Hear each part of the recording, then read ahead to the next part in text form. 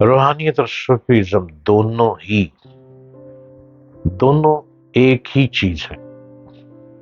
और शख्सियत उस वक्त बदलती है जब सूफी की सब पर निगाह करम होती है।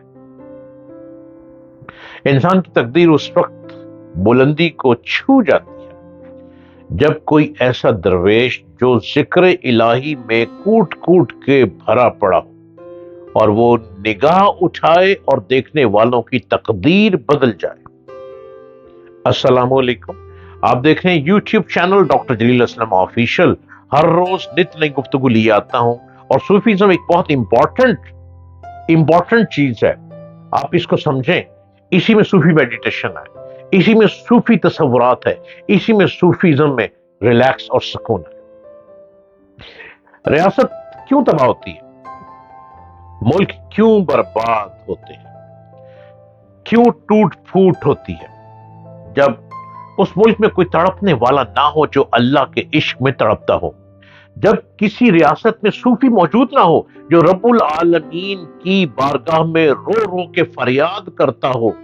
रियासत को इकट्ठा करने के लिए कौम की जरूरत होती है और कौम की तकदीर को बदलने के लिए रियासत के बेहतरीन रहनुमा की जरूरत होती है। अभी हाल ही में पता चला कि अगले 10 साल तक बिजली और महंगी कर दी जाएगी। ये पानी और बिजली के वजीर लागारी साहब ने फरमाया। एक गरीब अपने लहू से बिजली पैदा करे या एक मासूम तड़पते तड़पने अपने आप को सड़क पर फेंक दे, कौन जिम्मेदार होता है? रियासत। लेकिन जब रियासत खुद कहना शुरू कर दे कि अगले 10 साल तक बिजली और महंगी हो जाएगी, अगर जी सकते हो तो जी लो और अगर मर सकते हो तो मर जाओ। हमें आज एक सूफी की जरूरत है, लीडर की नहीं। सूफी वो जिसकी लौ अल्लाह से मिलती हो, सूफी वो जो निगाह करके तकदीर बदलता हो, सूफी वो जो तवज्जो देकर दिलों में मोहब्बत पैदा करता हो। हमें ढूंढना है। ये तमाम मज़ारात और दरबार पर बैठने वाले शहजादे वो इस काबिल नहीं है कि उनके अंदर सूफी दिखाई दे।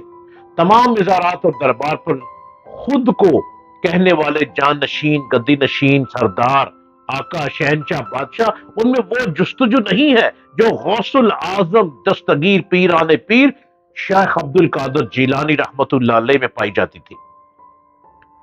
हमें सूफी की तलाश है। सूफी रियासत बदल सकता है, सूफी दिलों को बदल सकता है, सूफी निगाहे करम में जो चाहे मौज मस्ती पैदा कर सकता है।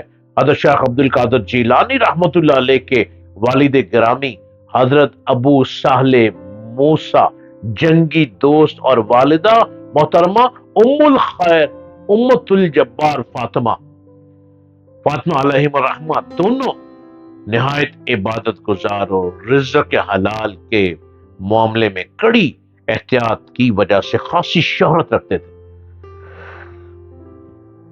क्योंकि वो जानते थे कि रिज़्क़ हलाल की पाबंदी के बगैर कोई इबादत कबूल नहीं हो सकती। और जिस मुल्क में रिज़्क़ हलाल खाया जाता हो वो मुल्क कभी भूखा नहीं रहता और उस रियासत के अवाम मर नहीं सकते, भूख से मरते नहीं है। उस रियासत के अवाम पानी और बिजली को नहीं तरसते। हज़रत शेख अब्दुल कादिर जिलानी की कम सनी में, छोटी उम्र में ही उनके सर से वालिद का साया शफ़क़त उठ गया था।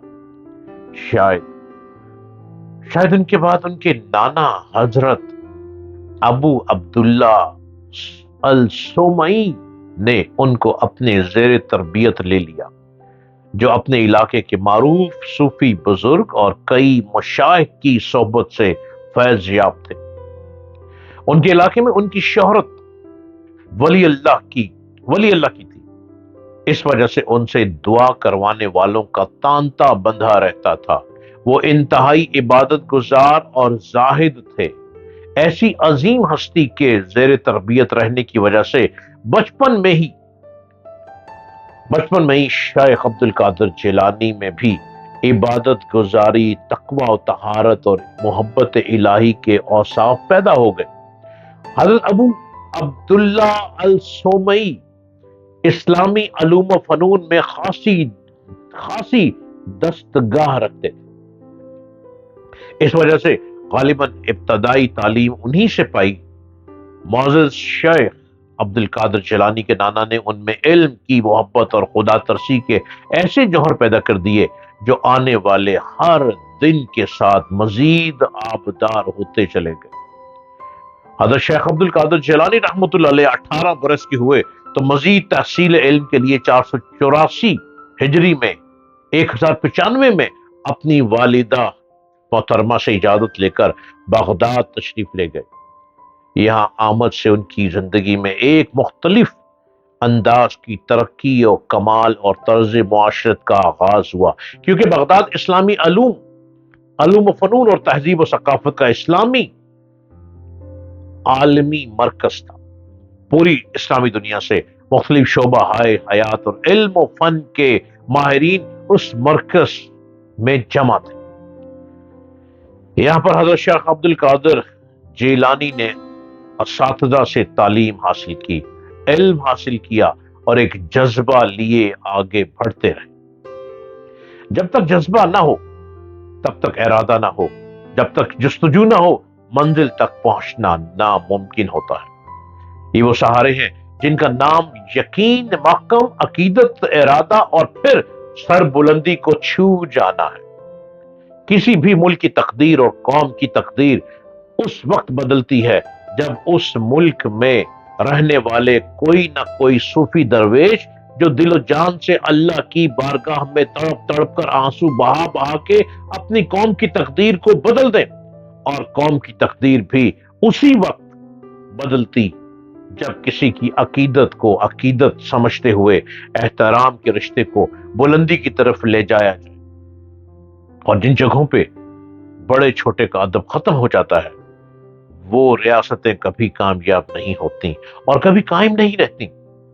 اس ریاست کو چلانے والے ٹوٹ پھوٹ کا شکار رہتے ہیں۔ ریاست کبھی ختم نہیں ہو سکتی کیونکہ قوم موجود ہے، اور جب قوم موجود ہے تو قوم ہی ریاست کو لیے آگے بڑھتی چلی جاتی ہے۔